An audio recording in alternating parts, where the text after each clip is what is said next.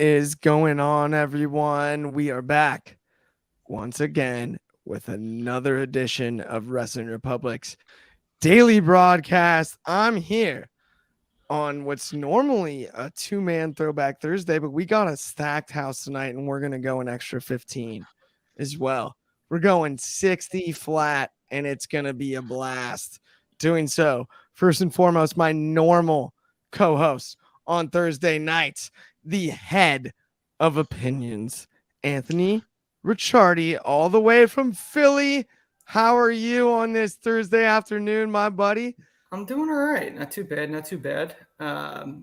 So Dynamite and an interesting throwback topic. So stoked to get into it. The right? Usual Thursday for us. We had a funny day. It's basically the usually Thursday, as I would say, but it is a little different because, as I've shown, we've got two more, right, Anthony? Mm-hmm. And we got to welcome them to Throwback Thursday because it is the most fun day of the week, as we know. So let's first welcome not a first timer on Throwback Thursday, but a returning guest. Shad, how are you on Thursday, man? I'm doing good, man. It's been a pretty busy week for me on this beautiful wrestling podcast, man. Y'all saw me on Monday. I'm here today. I'm here tomorrow. I'm here Saturday. Here almost every day this week. I got time to make up. My PTO hours were used up last week, but I'm ready to work, man. Definitely repping Britt Baker today too, man. Ready to talk Dynamite. I love it. I love it. I love it. And we've got plenty of time today. That's the key too. That's the best part. Like you said, Kobe last, but very certainly not least. Head of reviewing, surprise appearance today. Showed up, did the topics for us, earned himself a spot on today's show. We're happy to have you. How you feeling this afternoon after your big MVP-esque move? Chaos. Just saying. He's coming. I mean, it's not chaos, but it's chaos. At the end of the day, yeah, I got called in, and of course, I was at Dynamite last night as well. I was at Collision, and I made the trip out to AEW Dynamite as well as staying for the Rampage taping. But overall, I was there. I enjoyed it. I got to chant "Winnipeg sucks" for Chris Jericho. Oops, that's the first that's the first topic. But I'll let Clark, of course, introduce it. Oh, and like you said, Winnipeg does suck. I couldn't agree more as a guy who's only been there one time. It isn't that great, and there's nothing better than chanting it. So like you said, let's start right there with Jericho and the Callis family. I'm going to toss it to Anthony first for his thoughts. Then I'm going to toss it to Shad. Then I want to hear, Kobe, your in-arena experience. Anthony, how did you feel about the whole thing? We've talked a lot about Dawn, right? And that's what I really want to get your insight on. Every week. Yeah, the one complaint that I've had every week is that they really have not officially said whether Dawn and Takeshita are members of the Combat Club. As far as Dawn and Jericho go, I love that they use the old footage. I'm not even I'm assuming that was somebody's private footage because I don't know what promotion that was from, somebody in Canada. I'm beginning to think Don wants to be with Jericho to protect him because I'm starting to think that's his safety net if the Combat Club and Takeshita are taken out and Kenny's going after him. I'm beginning to think that is it because they made it a point of last night going, we promised Bad News Brown we'd protect each other. We'd have each other's backs. I'm thinking that's where this is leading. I'm really thinking that's where it's really going, where Don he's safety netting himself. He's putting a barrier in between Kenny and himself that no one's really considering, but I think is going to come into play at Blood and Guts. No doubt. And I love that too. And it's funny because, we were really confident that Takeshita was going to join, or Takeshita, I'm sorry, was going to join the Blackpool Combat Club, right? And obviously that has not come true to this point. But this Callis and Jericho situation has brought it to a point where it makes more sense. But you're right. There's just more dots to be connected. Shad, did you have any different feelings on this as a whole? I have a very, very strong opinion towards everything Chris Jericho does on AEW. 9 times out of 10, it's stuff that I'm not the biggest fan of, not, over the moon towards it. But this time around, I'm intrigued. I'm interested. It brings a different type of limelight to every single Chris Jericho just entire storyline, where it's him as the leader. It's him trying to get these young people and maybe try to use them, whether he's a heel, whether he's a baby face, and then it's just extended feuds and stuff. This time, I kind of like it because I feel like it's Don Callis trying to get him back to earth. And it's kind of Jericho being more into a serious light rather than a lot of the goofy, silly stuff that he does. So it has me intrigued. It's it's one of those situations, man. It's like a familiar face, an old foe, being like, "Hey, man, like you lost yourself. You need to kind of get back to where you're at." And I don't want to skip over too much of it, but you also tie with the thing with Hager with it as well. I'm just happy the JAS is done. I feel like all those guys needed to break off of it, and it's a fresh idea. Whether I'm going to like it as it progresses, I don't know. But as of now, today, I'm intrigued. I love it, and I agree. And we are going to get into, obviously, the breakdown after the match here up next. But, Kobe, you were in the building. Did it feel like that heading into the opening match? Did it feel the same as kind of we presented to you being in the building at the time? Did it feel as monumental of a moment? I mean, overall, in terms of the match, yeah, Jericho and Commander, it was a fun match. It was enjoyable. About halfway through, it was like I was waiting. I'm like, okay, where's the Commander? I know, because, like we said time and time again, we were there for Supercard of Honor, and Commander versus Vikingo is an extremely different match. This is Chris Jericho versus Commander. It's a much different match. There's some more slower aspects. Commander got the spots, and of course, those are what you want to see. The Don Callis and Jericho promo, Don Callis is getting what if we're making the comparison, he's getting what Dominic Mysterio gets, but Don Callis doesn't care and still talks over it. It was hard to see it, kind of hear it, but the time and time again that we kind of differ from WWE and AEW. AEW is not afraid to acknowledge the history and the past, and I love that.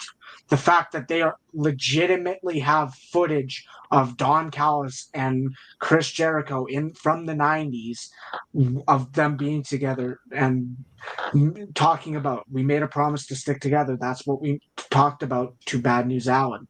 A lot of it is just good. It's interesting storytelling. I don't necessarily give too much about Jake Hager. I like the fact that they're putting Jericho's leadership into question. But overall, that's about it. The question I have coming out of Blood and Guts is, how do we get Takeshita involved?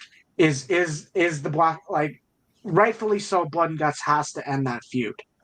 But where it is All Out or All In going to be a Jericho versus Takeshita type thing, or how does that go into it? Is this talking about Don Callis saying we got to protect each other once again, get back to what we were supposed to be, but also worry about the future, similar to how he was doing, and Don Callis could almost say he failed with the Inner Circle and the JAS. It does seem odd to me, though, because I thought we were really building towards Jericho and Sting at All In, personally. And I don't know if that is the case. Anthony, I know you've got thoughts on that. After that bump, I don't know Sting if get that's injured? Didn't he injure his ribs when he decided foolishly to jump off that ladder? Maybe that's what sidetracked. That's possible, but ribs. Sting, you're in timeout right now, buddy. You shouldn't.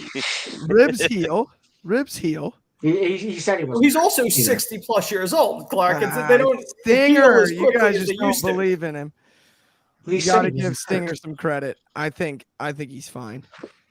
Okay. I don't want to see that. Did the rivalry need to continue? No, it didn't. It had a good enough blow off. I like the idea what Kobe said though about if it can eventually lead to Jericho and Takeshita, where it becomes a situation where I would hope Jericho puts Takeshita over and I feel like there's more realism within a feud like that. Because, like I said, I feel like this is making Jericho it's bringing him back to a more serious light than all the silly stuff. So then, who's the extra guy for the Blackpool Combat Club against the Golden Elite then? Well, Which we'll get to later in the show. They announced the two men. I know, but why? They were available. That's the part that bothers me. We can talk about that. We're going to get to that at the end of the show. Yeah. But that's the part that bothers me, right? That's where this conversation gets interesting. Is like, wait a minute, didn't Takeshita make more sense? Am I wrong on that?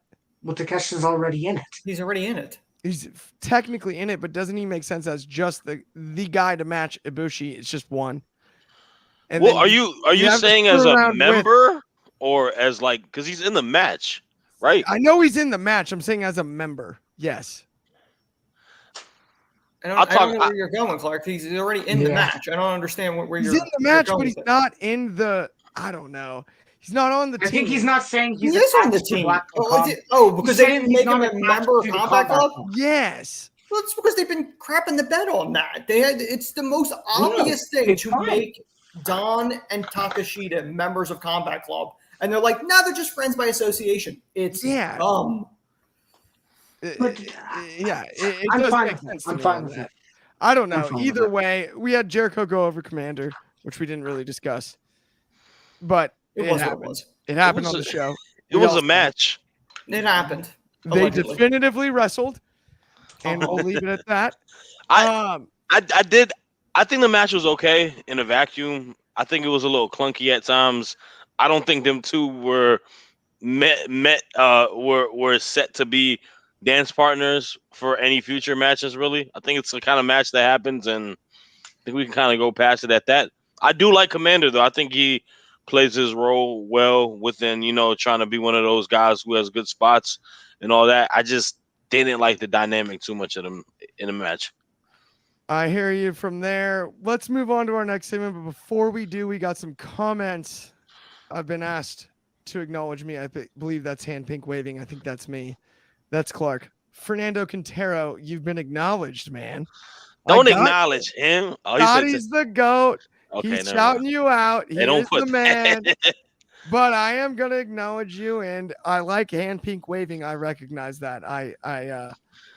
I'm pretty confident that that's me. That's my little bro, little big bro. He could probably German suplex me to an oblivion, but love that German suplex you into oblivion. Either way, let's move on to our next segment, which is my favorite subject by far. The best thing on the show, man. It's just give me more. There was this goober named Ryback that had the gimmick years ago about feeding me more, and that's how I feel about Adam Cole and MJF. Just feed me more. I just want more of it, and often, and just keep it rolling because it's that good. MJF and Adam Cole. What a terrible time to call me. I am mid-hosting. That's how you get ignored on a cell phone call. Jay Phelan, shout out you, DJ of the Kansas City Chiefs. But anyway, back to our regularly scheduled program. We've got MJF and Adam Cole teaming together, and are they really friends for the first time? Is this official now after last night? I don't know. I loved it. I love everything that they are putting forth. I'm going to go straight to you, Shad. Go straight around the horn to Anthony, and then Kobe. Shad, how good is this segment? So this initial promo video is just what I absolutely love about professional wrestling. I love the silliness. I love the goofiness. It's pure comedy. I think MJF is definitely set for Hollywood whenever he wants to do it. I could see him being a superstar in the sitcom. Just them taking shots together, the girls coming out and him trying to, convince Adam Cole to cheat, but Adam Cole's a great guy. Britt Baker, you got a good man.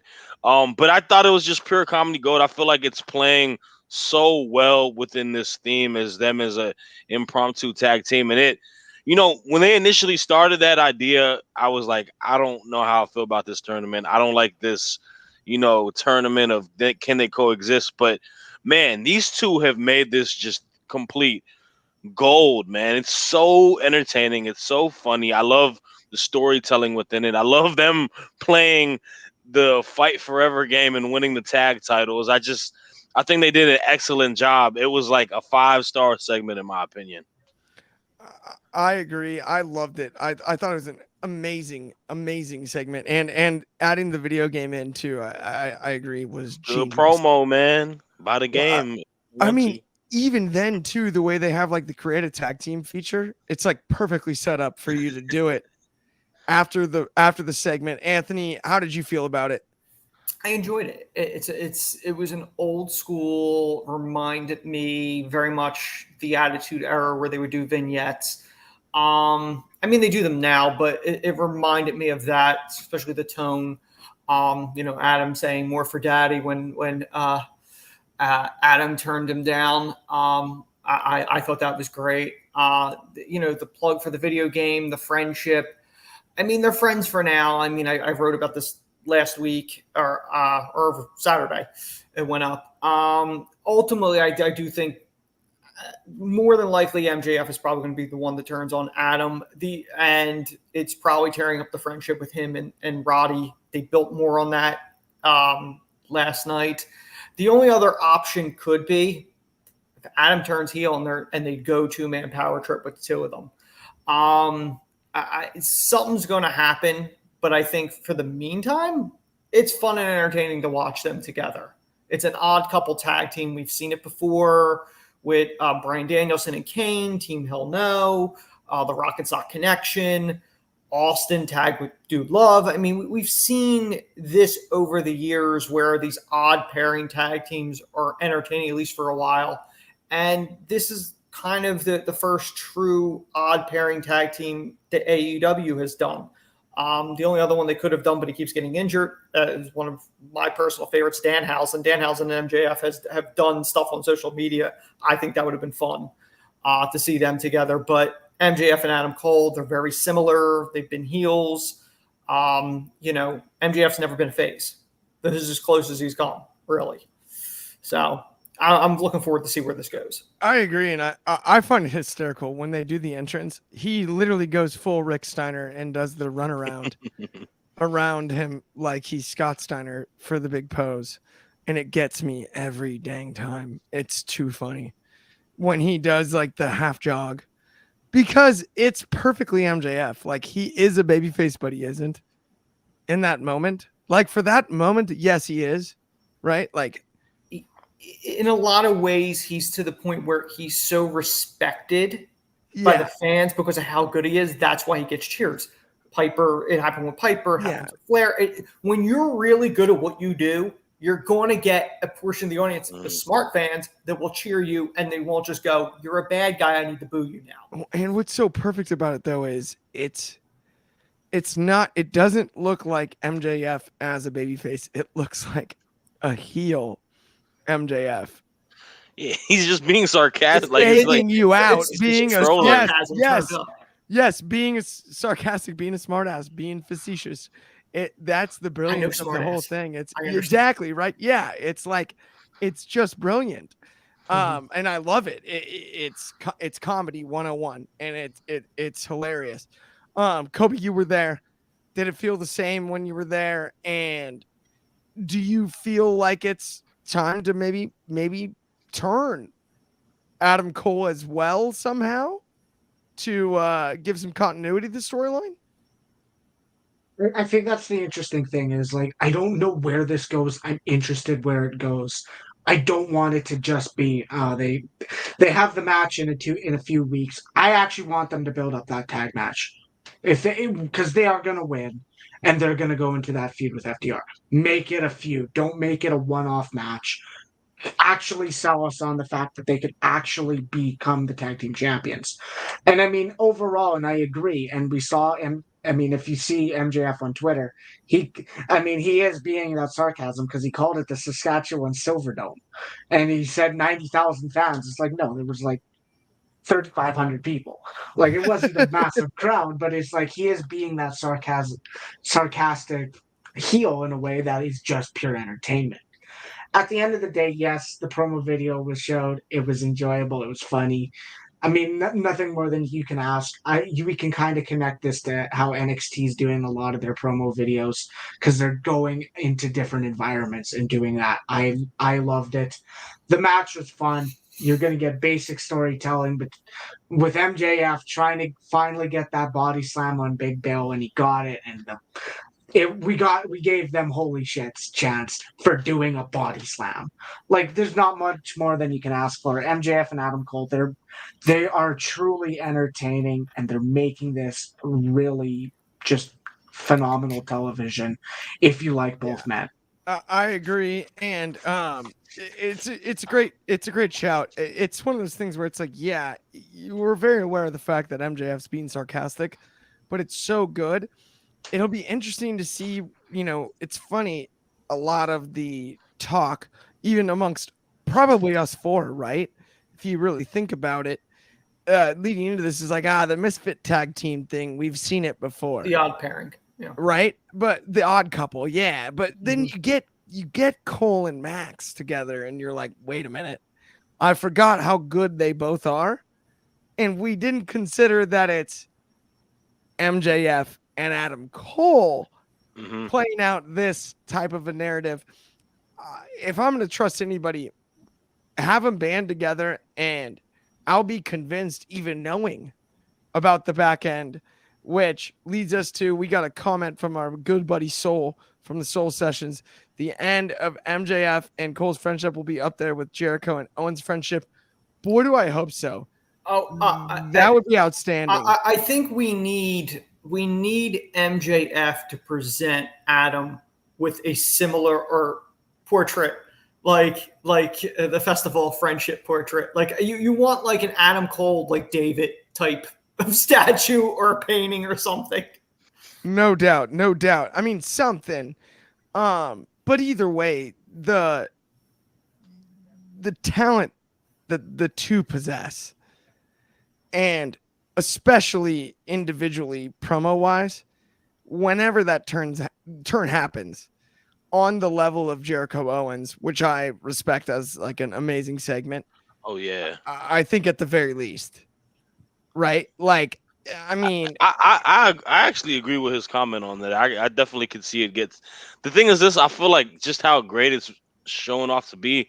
I feel like, yeah, you gotta make it a little bit more like, you gotta let it become a feud with FTR. Man, if they even won the titles, that would be kind of crazy. I would be entertained to just, even if it's a short title reign, to see what that would look like. It's just their chemistry within each other in the ring, of course, too. Like they are so good at what they do as professional wrestlers on both sides of the spectrum. Like they do a lot of like fun stuff in the ring too that adds it. And of course, we know they both can go in the ring. Like the match was awesome. I like the tag team match last night. I thought it was a fun match. I think, and I think respect to the other competitors, which was a random team in my opinion, with Big Bill and Brian Cage. I feel like throughout this tournament, I feel like they've done pretty well, and they've been a pretty like fun tag team where some people feel like they want to see them continue to be the team too. 100%. And I think part of the brilliance to this is, you think about Adam Cole, like, MJF even jabbed him about, not being in as good a shape as he was during his NXT run and whatnot. He's had some injury issues and whatnot. Working in a tag team to build towards an actual fully healthy Adam Cole, like right under our noses, that's kind of the brilliance of it. It's almost like we were told that it was going to happen, right? Right under our noses. It's like, work your way back in shape next to him, and then we can do the match when it's time and it makes sense. Is one of the, it's either going to be brilliant or it's not, because injuries can always get in the way when it comes to athletics, which, whether you like it or not, sports entertainment is athletics. For sure. And injuries do happen. Can't fake gravity. No matter what. Yeah, you can't fake gravity. That's it. Yeah. Anthony, thank you. That is the quote of the show right there. I'm like, someone clip that. It's very true. That is brilliant. At the end of the day, you give Adam Cole time to work himself back in shape next to MJF in a way that is unique compared to other storylines that they could have told in order to get a singles match for that title. And that, I'm hoping, is what comes through at the end and pays off in the perfect way. We get the ultimate Adam Cole versus the ultimate MJF in the ring, bell to bell, at a pay-per-view for a title, right? That's what we would all want, I think. And we got one more here from Soul before we move on. Also, Clark All In, I have gifts for yourself, Allison Chaos. David, oh, dude, you're the man. So appreciate that. And can't wait for All In. I'm excited about it as anyone. But let's move on to our next segment of the night, which is Swerve and Darby's tensions that are growing. Kobe, you were in the building. I'm going to start with you this time since I've tossed it to you mostly last. How did you feel about this one? Could you feel the tension in the building? We talk about a lot of the things of AEW not pulling the plug. And we're letting things go on a lot more. Just one more thing about MJF and Adam Cole. This is one of those things that, yes, let it go long, let it extend itself past the normal length you were going to give it. But yeah, that's the thing. Like, yeah, MJF and Cole are going into the finals with Sammy Guevara and Daniel Garcia. I thought it was an interesting fact that the JAS guys did win this match, but I like the fact that we have Swerve Strickland targeting Darby Allin. Swerve Strickland was one of the reasons why the face team lost in that match. Yeah, the tensions are growing. You can tell it's like, okay, this is the direction they're going. They're not necessarily going to go back to the Swerve and Keith Lee feud that never is getting its blow-off match. I mean, there's not much else you can say about that. But yeah, Swerve and Darby Allin, the tensions are growing. And so I agree. And I got to ask, though, because he went over Nick Wayne, and I'm personally a huge Nick Wayne fan. So I am going to toss it right back to you, Kobe, really quickly, but then I really want to get Anthony and Shad's thoughts as well. Mm-hmm. Nick Wayne is such a young signing, and Buddy Wayne, I don't know if anyone knows the history, but Buddy Wayne trained so many wrestlers, and Nick's lineage is as legit as anyone.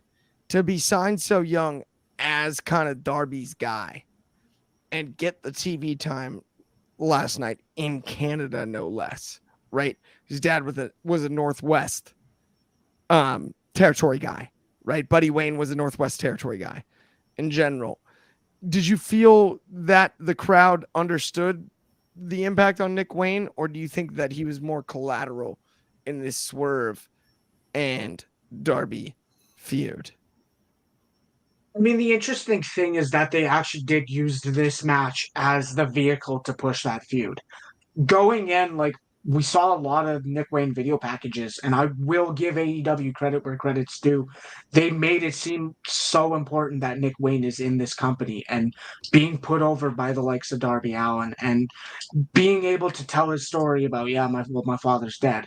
I saw the funny meme of Christian seeing the quote and then Christian smiling because that's Christian's favorite line to say your father's dead. It's interesting. They did a lot.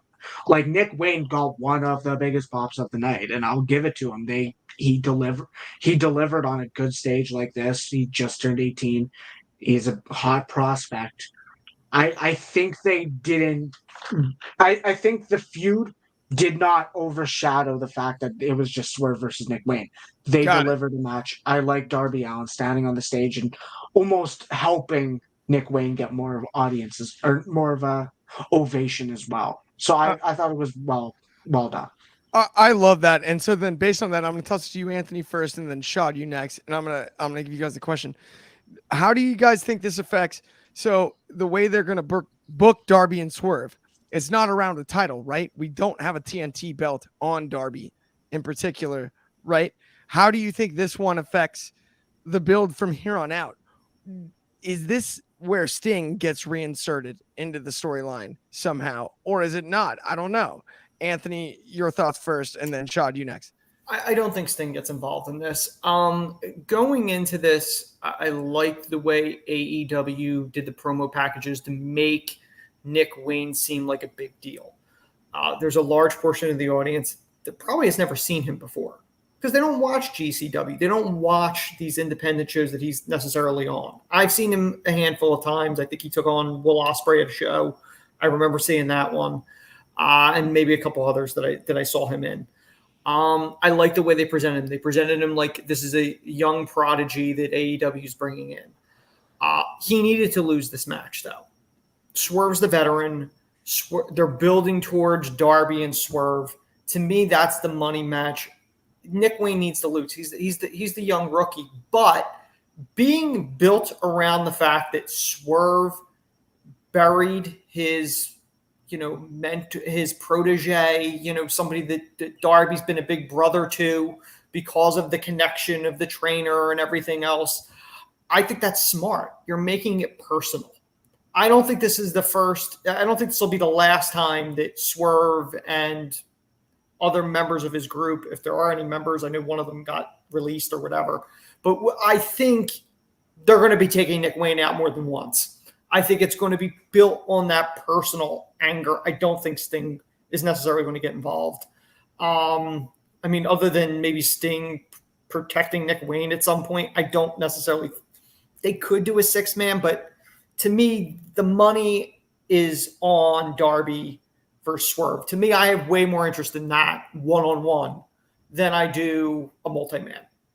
Definitely, and I hear where you're coming from on that, especially given you really have to do some there's a lot of Googling before you get to Buddy Wayne, and understanding his legacy. And that's no knock on Buddy Wayne, rest in peace, like an absolute legend in professional wrestling, and Nick Wayne as well. Him being signed is very cool and everything. But to your point, as far as where the money's at, writing Buddy Wayne for Nick is a lot. Shad, how did you feel about this one last night? Well, initially, I liked how it kind of tied into the initial tag team match.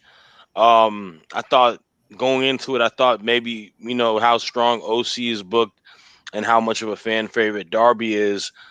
They would probably, possibly be a shoe-in, especially them being baby faces and knowing that Cole and MJF were going to go into the finals, that it'd be a good, good finals match. But using Darby kind of using Swerve as the chess piece to build a feud with him and also leading it into the ending segment, I thought was pretty cool. In regards to just Nick Wayne and Swerve's match and just in totality, I did think the vignettes that they had for Nick Wayne were really good, and I think they were a good way to introduce a young rising star who is, a teenager, a child going into a young man now, and just being one of the marquee independent signings in general. This is in the same magnitude of the San Antonio Spurs drafting Victor Wembanyama. There's a lot of hype in this kid from the wrestling community. And I think putting him in a program with Swerve was the safest call because they have very good chemistry together because they've wrestled multiple times. Shout outs to Defy Wrestling also, because a lot of these dudes are in the same wheelhouse over there. But you got the chemistry, and then, like you said, there's a storyline that you can use. That's the one thing I like about AEW. I feel like it's kind of a renaissance for a lot of different promotions where they're not shy to bring up history and different stuff. So you have that, and then you also tie in Darby to it because he's also in that same kind of circle as them. So I like that. I didn't think Nick Wayne needed to win, but a clean L isn't the most favorable thing. just because you got his family there and all of that. I feel like they could have maybe had Swerve get a kind of a dirty win in a way, but I don't think. I think just how great the match is and just how good they presented it and the reception that he got from the crowd, and being 18 years old, you ain't gonna win a lot. I mean, Swerve losing to an 18-year-old would have been bad for Swerve, but I think you build to that where he is probably gonna beat him down the road. So yeah, I love, especially what you're saying about the Wembayama comparison. you know I'm a sports fan. Yeah, I'm the same way. But like, right, he's not 7'4", but he does do the flips and tricks like a guy that can't. He can do all of the things in the ring that someone who's not 18 can. It's like I view how the potential of him as an in-ring wrestler is like how I view it in NXT when they got Roxanne Perez. Like, yes, she's just light years ahead of people, and she's so young. Like, where you don't need her to sit at the performance center for that long. They let her roll there for a little bit, and they threw her right on NXT, and they put her in position as a person that that's a big deal. I think it's gonna be the same for him. Like, he's really good. Like, them fighting was like kind of like a kung fu. Like, they were just throwing punches quick at each other and whatnot. He's a human video game. If you look at the way that he works, like, he's only gonna get better. He's only gonna get better, and he has such an understanding of the business, and given his history and all of that, and the athleticism, it's like, wait a minute. Yeah, we can talk about his build and being 18 and the look and the gear or whatever you want to say. He clearly does not look 18 as soon as the bell rings. And then all of a sudden we have to remember that he actually is. Yeah. That's what's so stunning about Nick Wayne to me. And then here's the other thing. Like, he's a rootal, like, it's easy to root for him because, one, he's very talented, and it's just a factor he's young. Like, you're gonna root for the underdog, the young guy, to eventually like grow and build. It's like with us growing up and watching like LeBron James, Yes. 17-year-old kid thrown into the league, and you just see how good he is at a young age, and you just you're amazed of how amazing he becomes down the road. Now, there might be a character arc where he becomes the bad guy at some point, but it's just going to be the beauty to see how his career flourishes in AEW.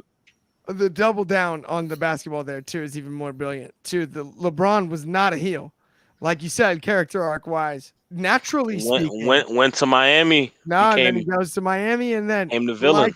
Yes, and I do believe that is the future for Nick Wayne for sure. Is we're gonna see him as a prodigy, as the type of prodigy.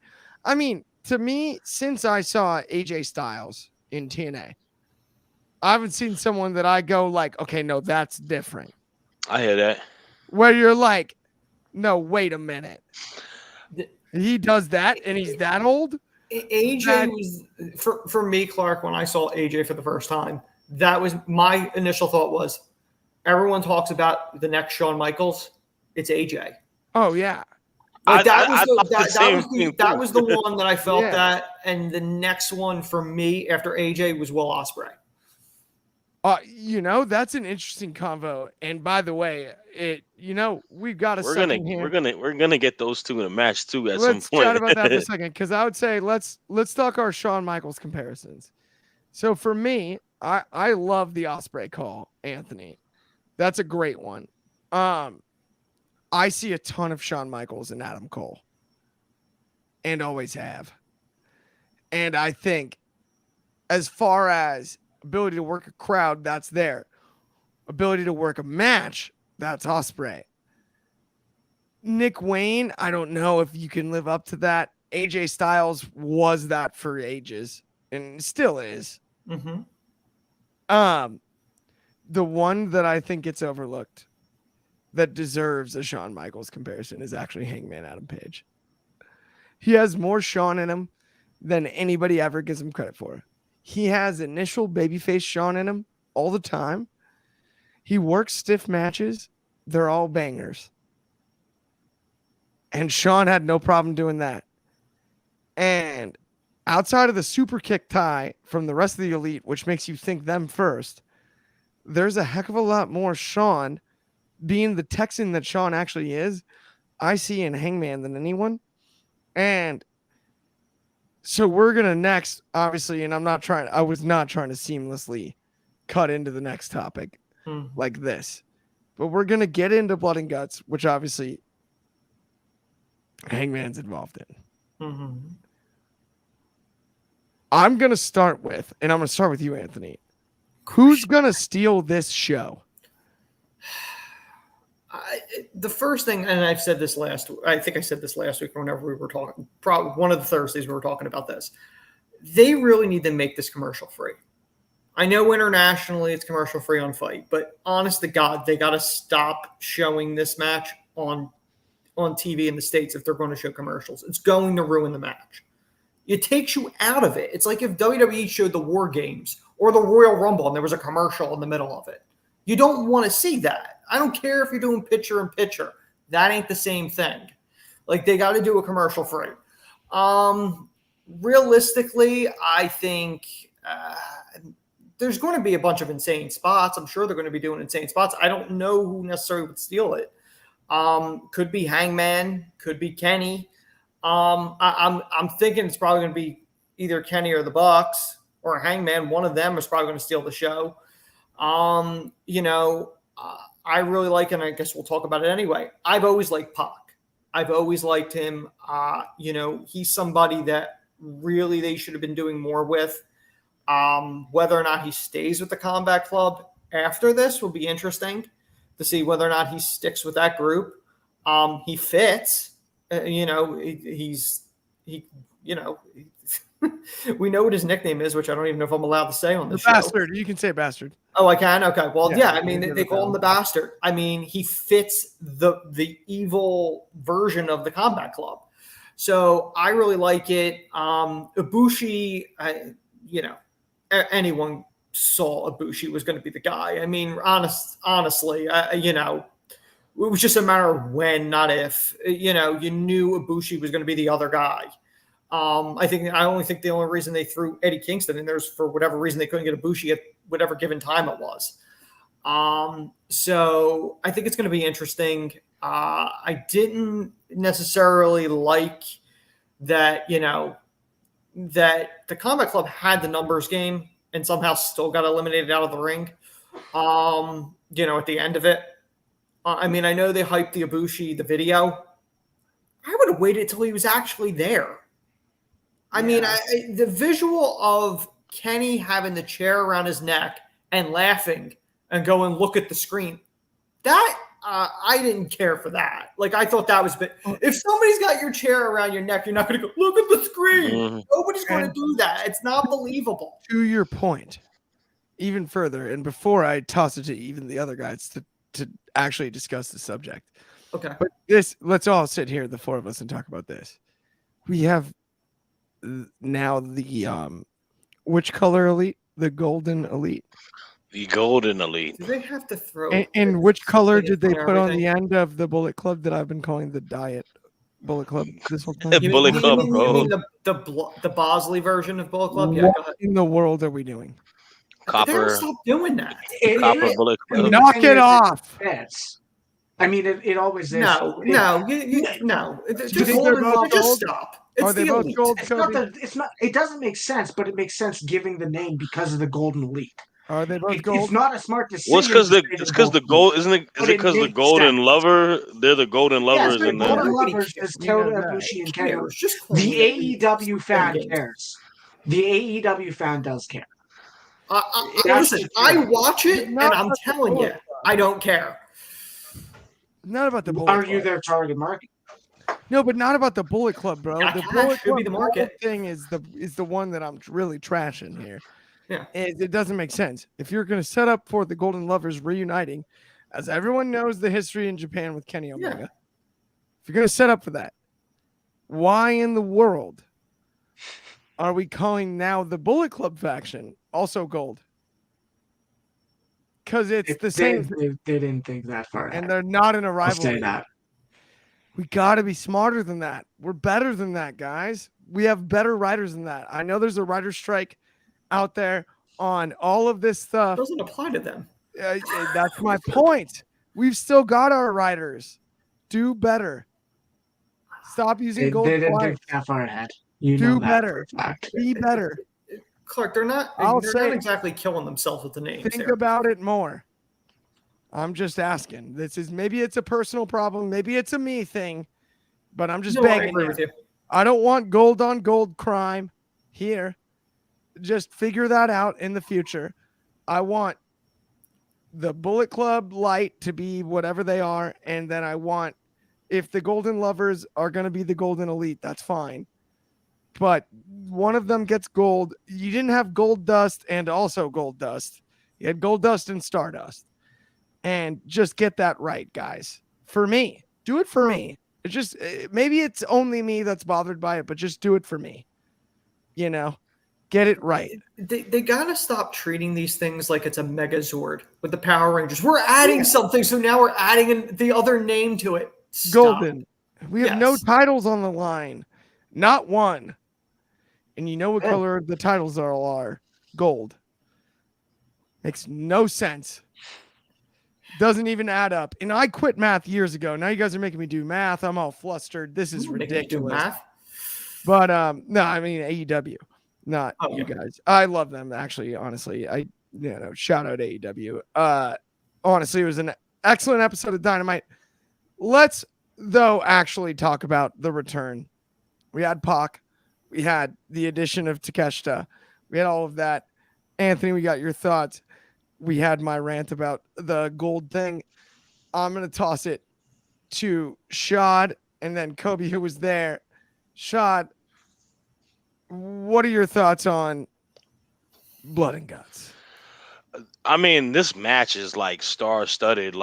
So the build to it yesterday, I may have just been the glimmer and glimpses of just how many stars are in this match blinded me from how mid the entire segment was. I'll be honest with you. I thought looking and rewatching the segment leading into it, it was very kind of, I don't know, it seemed weird. It was kind of rushed and whatnot. And I feel like you could have brought in somebody or introduced Kota Ibushi in a more prestige manner, because this is a big deal getting him on this match. We knew it was coming, but I feel like the ambiance of just throwing his name in a Titantron, I don't know, it doesn't hit as much, but the crowd seemed to love it, so it is what it is. And it's going to get a great reception next Wednesday when they do the match. But I'm here for my man PAC, man. I am so excited to see him back in this match, because that guy is an absolute killer. He is so good in the ring, and he's such a great, his character, like y'all was saying, is so made for this match. He is going to just be the bastard PAC and just go crazy in it. And I think he is my star. I think he's going to steal the show, because the AEW fans have been missing him, man. We haven't seen him in a while. Last time we saw him was during the introduction of this, the international title, if I'm not mistaken, right? So right. You go into this, I feel like he's able to, mix and match. He got history with a lot of these guys. I'm here for it. And then the Golden Lovers reuniting, man, it's a historic moment for AEW right there. So I'm hyped for Blood and Guts. I'm with you, and I think we need to start the hashtag put PAC on TV more. Yeah. The two of us, because I am so with you on that one. Kobe, your thoughts from in the building, and then let's get to throwback. I mean, PAC was last seen when he broke his nose against the Elite, and then they continued the six match best of 7 series with the Death Triangle and the Elite. It went on long. He broke it in the first match. It's interesting. I like the fact that he mentioned it when he had the mic. But I mean, the Bucks, Kenny Omega, Hangman Page, and the Bucks are of course going to chase out John Moxley, Takeshita, and PAC.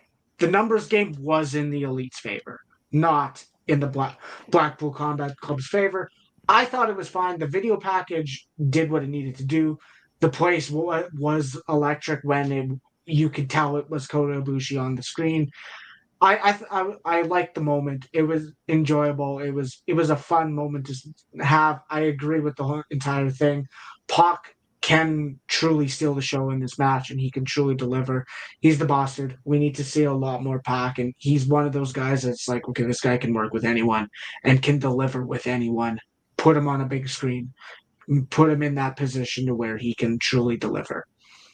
I love it, and I'm stoked as well, and even more stoked. Let's get right into it. It is Throwback Thursday, of course. And today's topic, I'm even more hyped about than normal. It is Thursday, July 13th, 2023, on I don't know what day of the week, but July the 15th, 2002. Eric Bischoff became the general manager of Monday Night Raw in one of the most controversial, unforeseen moves we've ever seen. It's time to toss it back and talk about it. The day Bischoff got brought in, we saw multiple promos and everything. It was a huge deal, and it lasted a long time. This is post, and I say post, very importantly, Invasion storyline. This is not a part of the Invasion storyline, but this is the only true thing that felt like an invasion in my eyes. And that's why I think it's valuable, is because if you look at that Raw roster at the time, when Eric Bischoff took over, the idea of Booker T being uncomfortable with the situation, multiple wrestlers that had worked under him being uncomfortable with the situation, on top of the heel nature, on top of being opposite Stephanie McMahon. It's one of the most impactful WWE moments of all time. I'm going to toss it straight to our other fellow, better historian than I, Anthony Ricciardi, the head of opinions first. Anthony, tell us about it, please. Save me on that one. This was a completely insane moment. For any fan that watched during the Monday Night War era, Eric Bischoff on WWE TV would be unthinkable. The head of the opposition, the guy, the only guy to ever beat Vince McMahon in the ratings for 83 straight weeks. No one's ever come close. AEW ain't getting there at the moment. No one's getting close to that point. No one's ever been able to do it. Bischoff did it for 83 straight weeks. Added to this was, according to Eric, WWE did reach out to him prior to that because I think they wanted him involved in the alliance. And the talks didn't go very far. He wasn't interested. He had just lost WCW. He was supposed to buy them. The thing fell through. He really didn't want to be involved with wrestling at that point. When they brought him in, it was his idea he purchased the plane ticket himself and flew to a different place. And they sent a car for him. So no one would know he was coming in. Nobody in the back knew. So when you saw Booker T's reaction, that was a genuine reaction. They didn't know he was coming in. Booker T's like, tell me I didn't just see that. And the visual of Vince and Eric on that stage, shaking hands and hugging. And there's even a weird moment there where you go back and watch the footage and they don't know whether or not they should be going in for a hug or a handshake because it's an awkward exchange. And then Vince raises his hand. Right. Eric coming in was, to me, he's still the best GM that they've ever had. From a character standpoint, it was compelling character. His feud with Stephanie, he's dressed up as the priest. Again, no one knew he was the priest. He was backstage all day. Everyone thought he was just an extra. And he dropped the 3-minute warning, which led to, that stable taking out people. The big gold belt, that made its return. And I think one of the other the Austin Bischoff thing was great too. And it was OGMs. But one of the moments that I love the most, and I'm not sure if it took place in Philly or not. It was on a Raw. It was just before One Night Stand when they announced it. And I think it was Heyman that pointed it out.